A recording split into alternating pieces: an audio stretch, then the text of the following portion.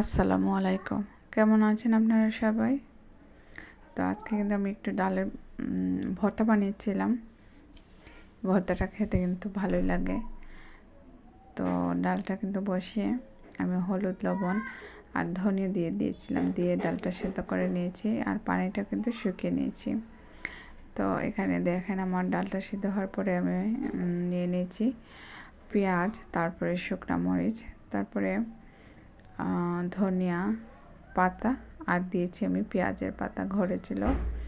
তো সবগুলো উপকরণ কিন্তু এখন আমি মাখিয়ে নিয়ে নিয়েছি বাটিতে। তারপরে এখানে সরিষার তেল দিয়ে দিয়েছি, দিয়ে আরও একটু লবণ আমি অ্যাড করেছি, লবণটা কম হচ্ছিল।